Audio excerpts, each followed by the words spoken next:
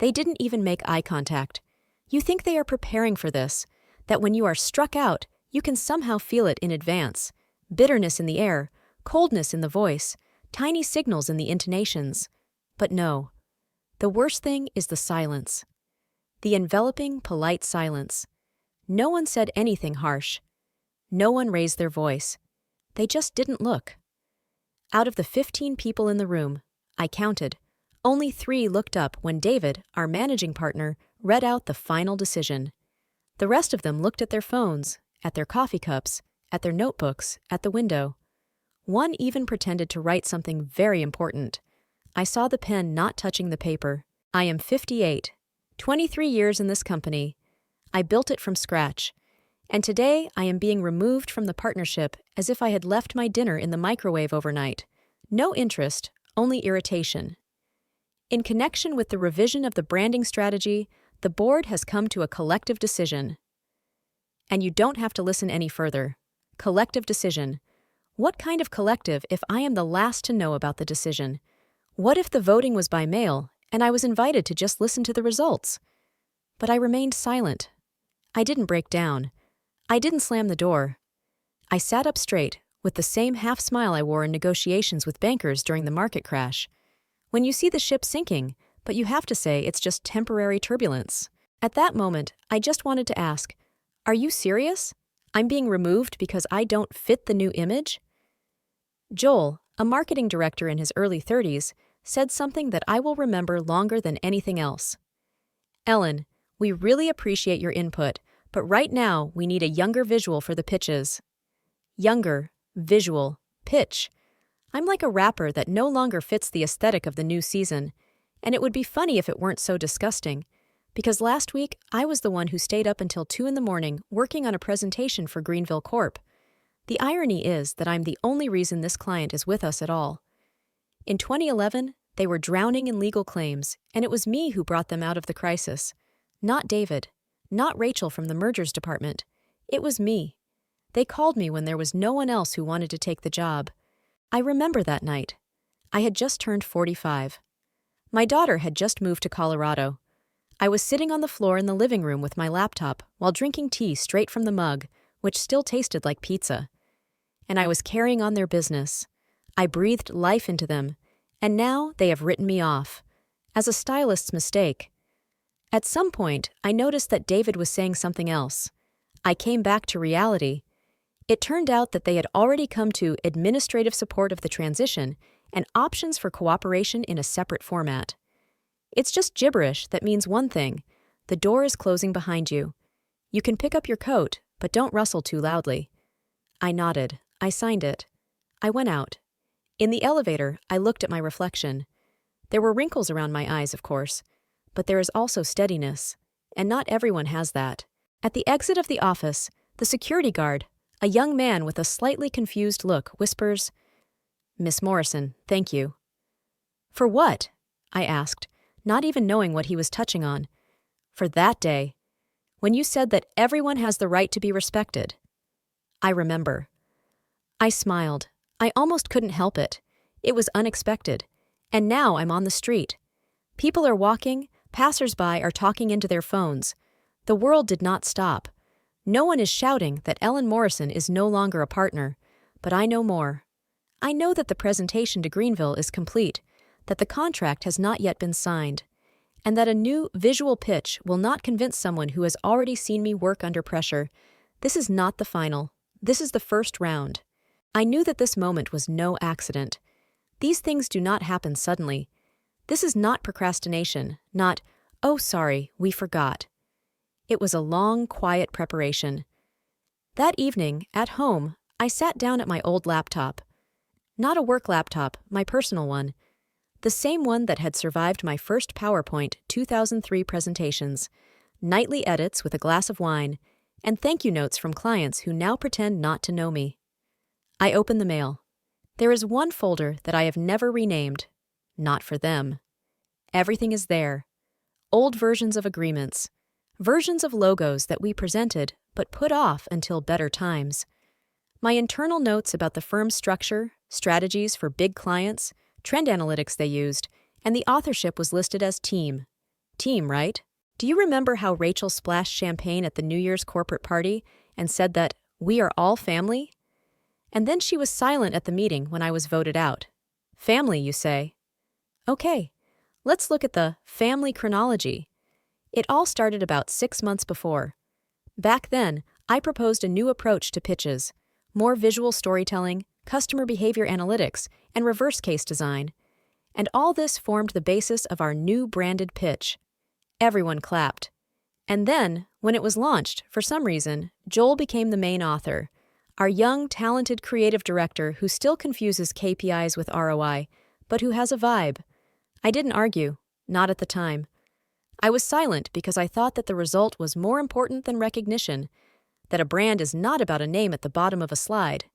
How many times will I fool myself? And then there were strange moments. I started to be missed in correspondence. At first it was accidental. Then, "Oh, Al, we didn't see that you weren't in the copy." Then they would say, "We've already discussed it without you, but we can let you see it if you want." And every time this, "if you want," sounded like, "We've already decided everything, we just don't want you to be offended." The culmination was the vote. I found out about it through Gina, the one who is always in the office in the morning, the first to open the mail and knows all the gossip. She came up to me in the kitchen and said in a slightly trembling voice, "Ellen, did you hear? The partners are discussing a new structure." "What kind of structure?"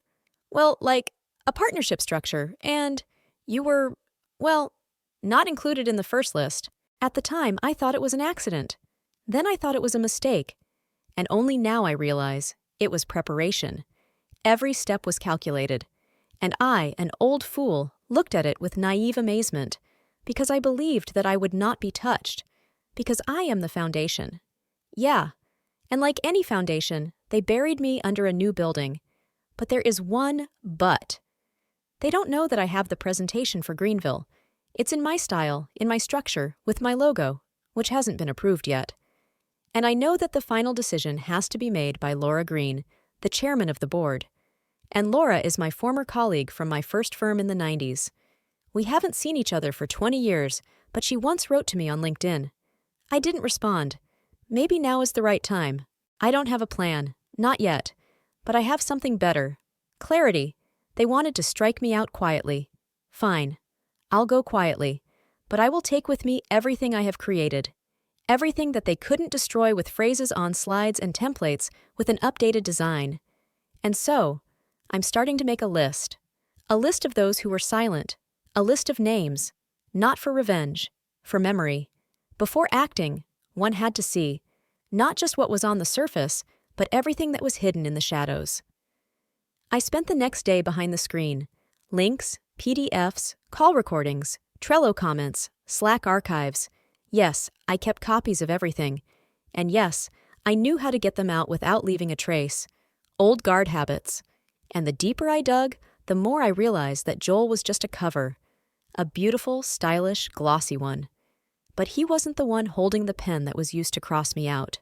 All the documents about the structure change had the same metadata. The last one was edited by Simon Beckett, our CFO, the same one who asked me to help restructure the marketing budget 5 years ago. I saved them from $250,000 in losses. And now, it seems, he has decided that I have become an unnecessary cost item. Simon doesn't show up in public. He works in the background. But it was his phrases that came out of the mouths of others. We need lightness, energy of change, adaptive dynamics. I wrote them. Only then they made sense. And now I see a new template for Greenville, the same one they submitted last week without me. I know this font. I know this color palette. But where are some graphs? Where are the case studies? They took the form, but not the essence. It looks nice, but if someone clicks zoom in, they will find a void. I opened LinkedIn and wrote a private message for the first time in years. Hi, Laura. It's Ellen. Haven't seen you in ages. I know you're reviewing a presentation from Stratwick on a risk analysis for Greenville. Can we discuss something in confidence? I promise.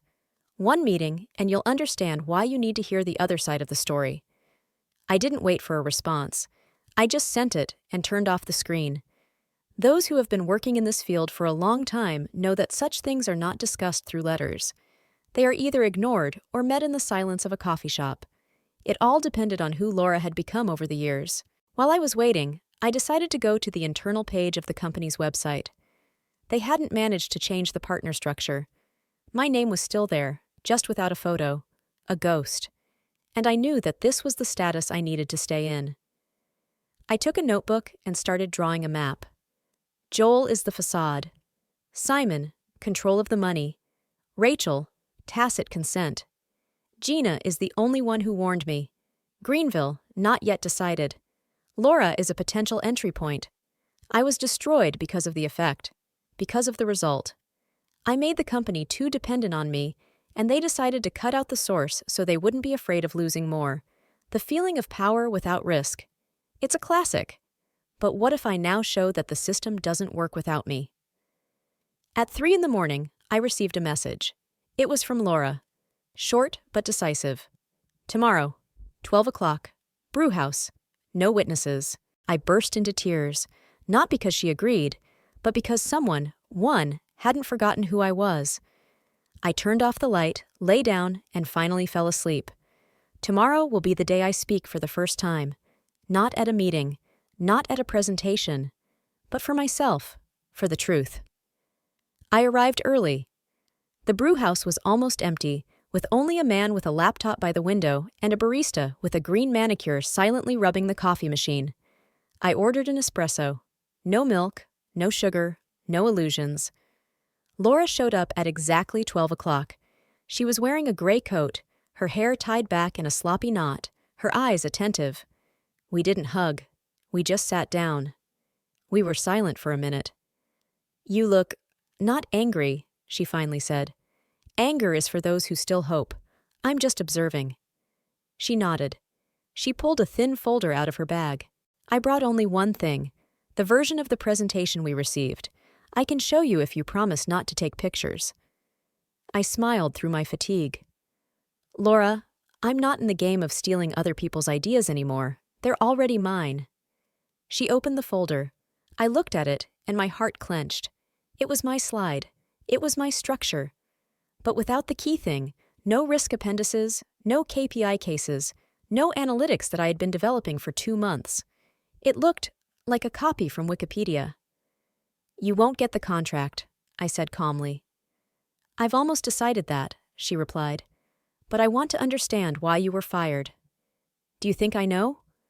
"I think you suspect." I took a breath. For the first time, I said it out loud. Because I created a product that became the basis for a new direction. Because I was uncomfortable. Because I was not silent. And because they thought I wouldn't dare get up after falling. "But would you?" I looked into her eyes. Laura was not easy, but not fake. She had been in my shoes once too. She just managed to leave before they forced her to. "They asked me not to ask questions," she said, but it looked strange. The presentation was unstructured. There were no responsible persons. And Joel was very insistent that you agreed to go. "Oh yeah, I just asked to be thrown out of my own job," I smiled wryly. "Al, I know what happened to your previous contract with Savian Group. You lost it because Simon changed the terms of the agreement on his own. And then he blamed the brand strategy department. My face must have changed, because Laura stopped." "You didn't know?" "No, I didn't. I had just signed the final draft, which was handed to me 3 hours before the deadline. It was already without my edits, and I just signed it. Not to create tension, not to look like a problem." "That's what they want. So we don't ask questions." She finished her coffee. "I can't officially help you, but I can give you a signal. If you create an alternative model, I will find a way to put it on the table." "Without mentioning who the author is?" "Not yet. But time will put everything in its place. Names appear after signatures." We stood up at the same time. She squeezed my hand. "Don't disappear, Al. Many people miss people like you." I went outside, keeping every word she said in my head. They tried to make me a shadow. But today, for the first time, I saw myself from the other side, as someone who still matters. I spent the night not in bed, but on the floor, amidst stacks of notes, drafts, and cups of unfinished coffee. On the wall hung a white drawing board on which I drew the new architecture of the project. Not the official one, not approved, the real one. I started with the main thing. What is our goal? Not just to meet the deadline or surprise Greenville with beautiful colors, but to give them a vision that no one else will show them. Something they're looking for but can't articulate.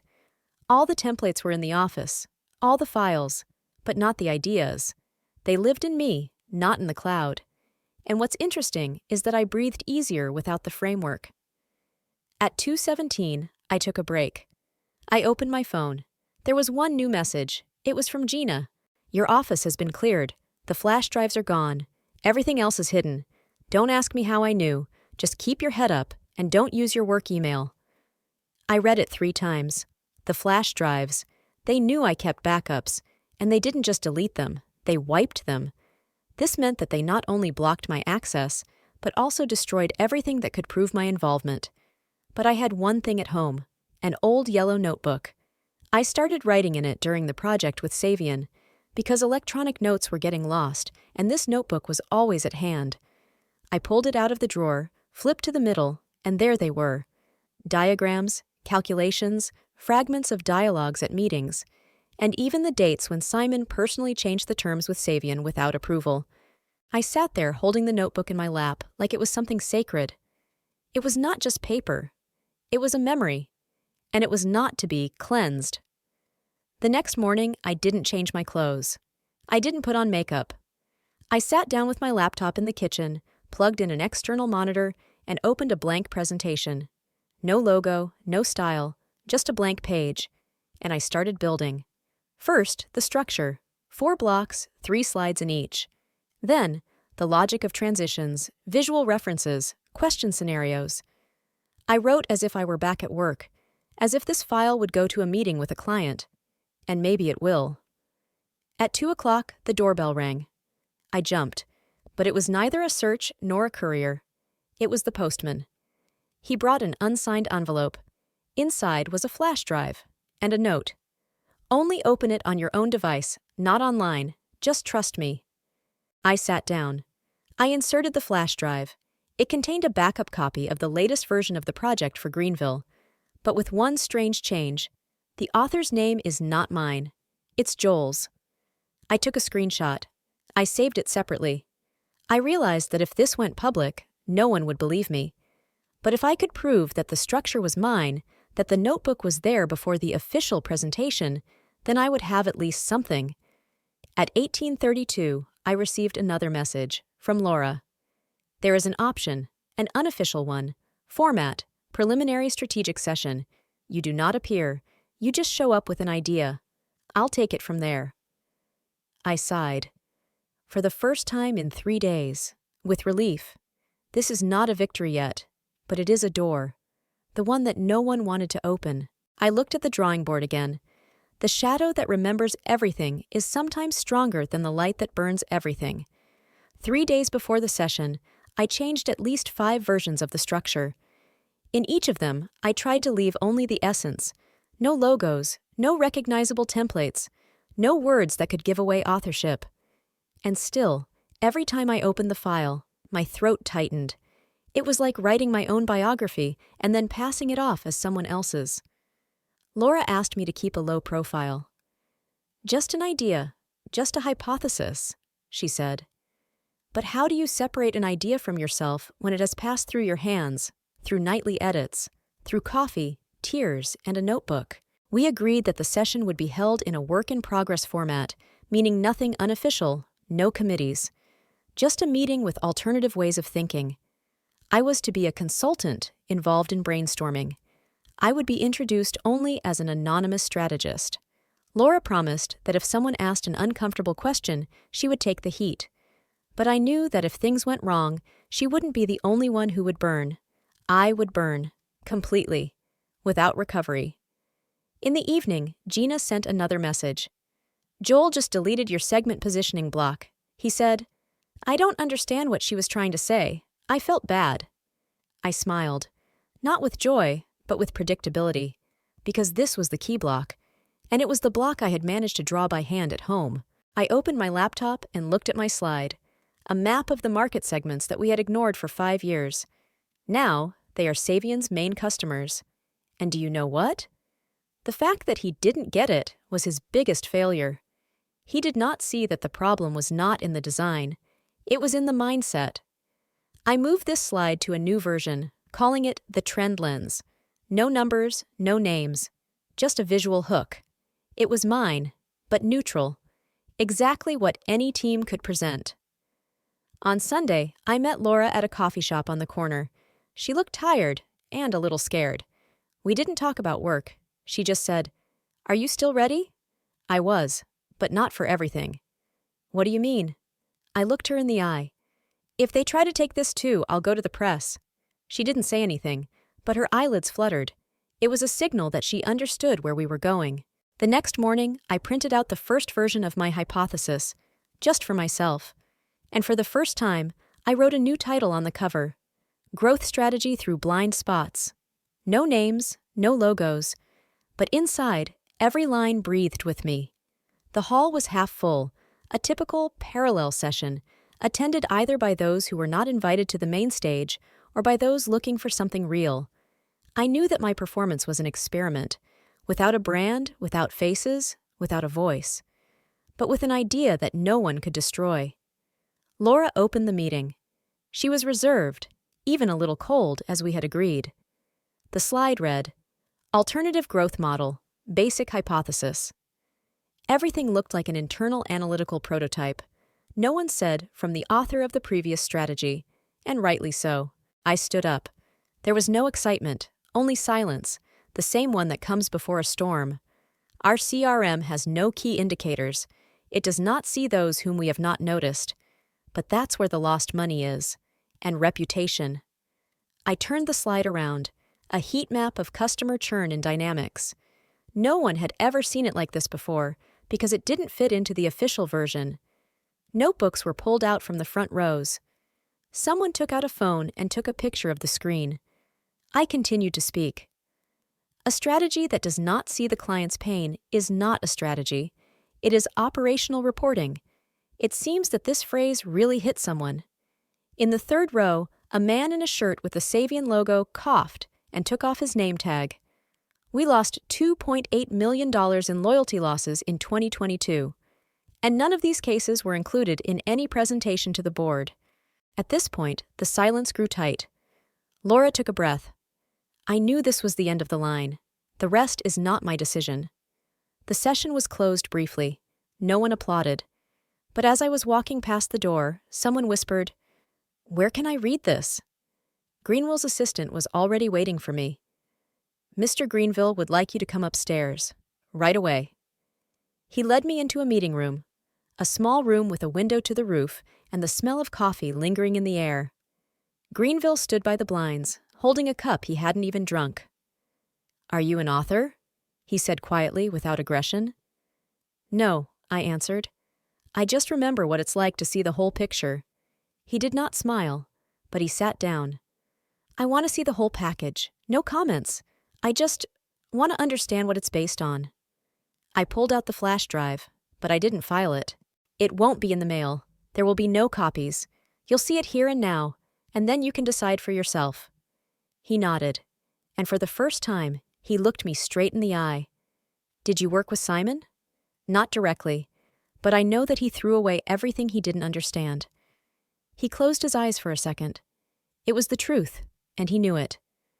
"If this goes any further, are you ready to be officially summoned?" "I'm ready for that not to happen, because it is easier for them to take an idea than an author." He did not object, but there was something new in his voice, a mixture of curiosity and caution.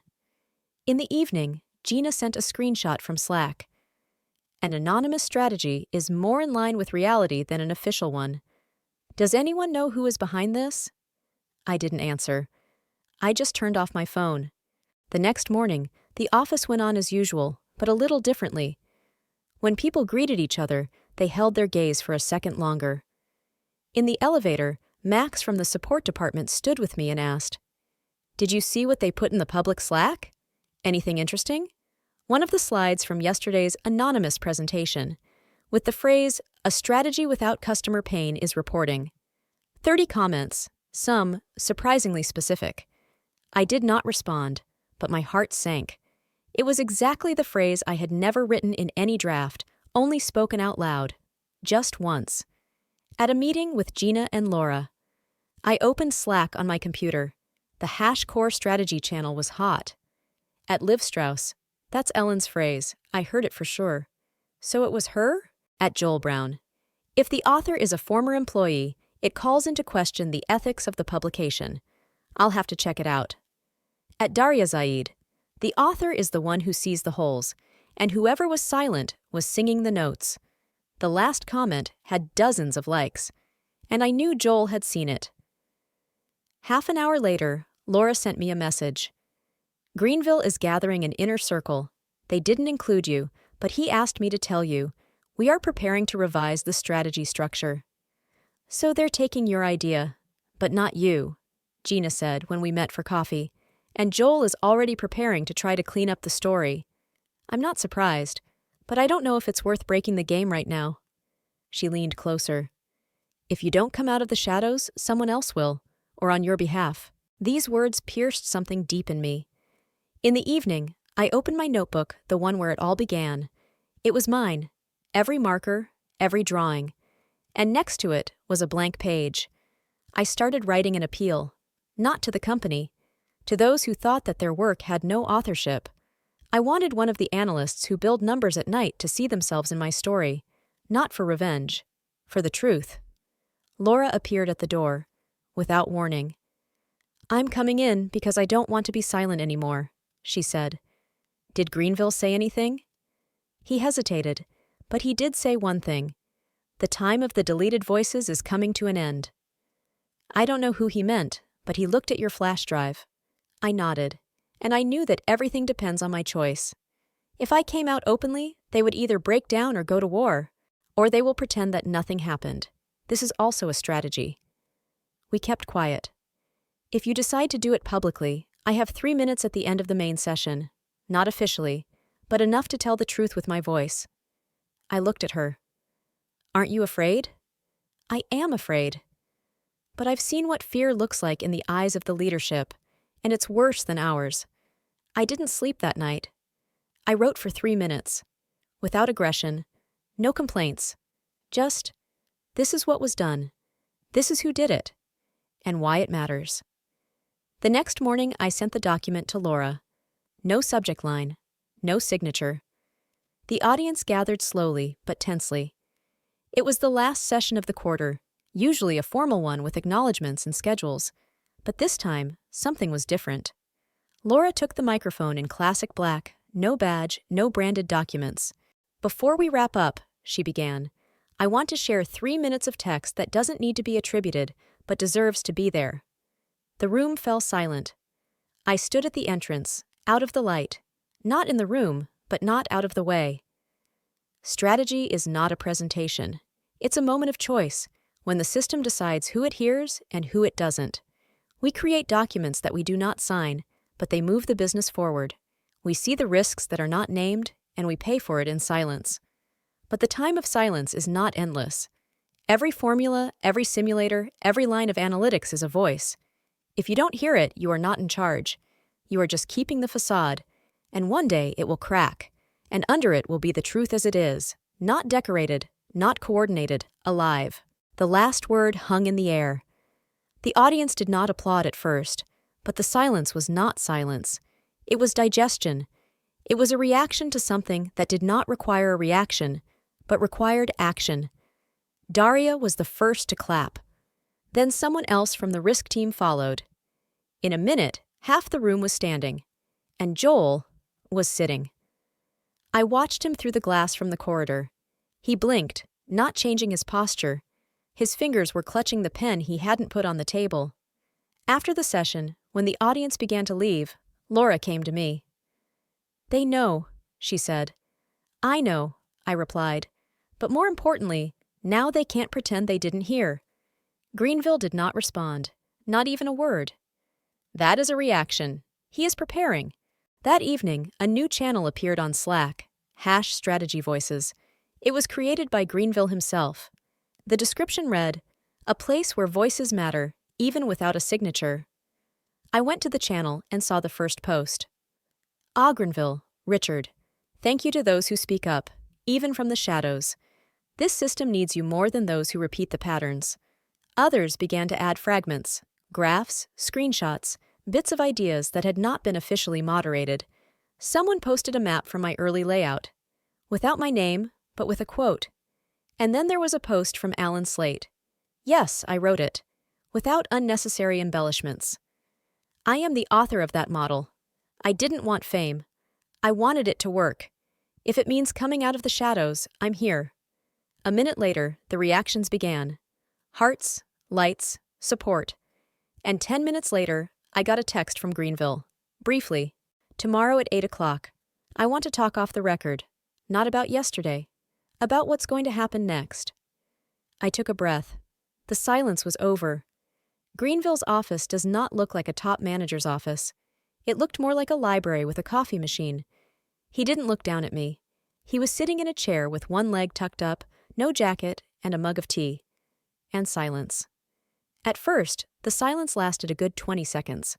Not tense, more like waiting. I've been thinking for a long time, he finally said, about who you are for this company. I didn't answer. He didn't ask. Not a leader, not the opposition, not an author.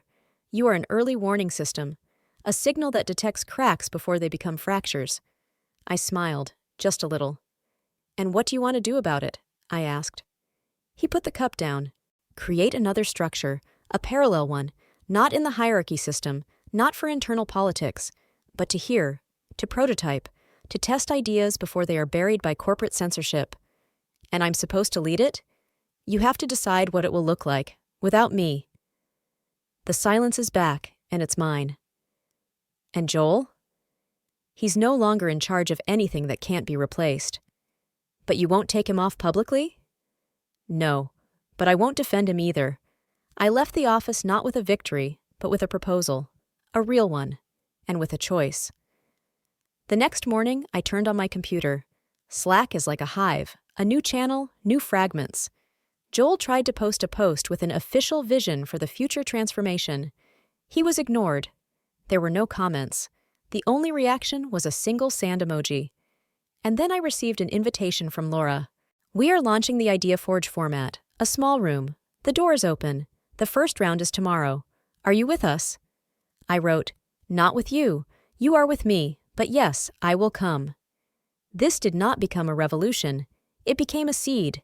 We met every week, without a schedule, no transcripts. People brought drafts, data, hypotheses, and they told us that they were not allowed to speak at the committees. We did not change the policy. We were changing the optics. And in a month, the new strategy appeared in a document with no names attached to it. But everyone knew that it could not have appeared otherwise. It was open, boldly. It had no author, but it had a handwriting. Joel left on his own.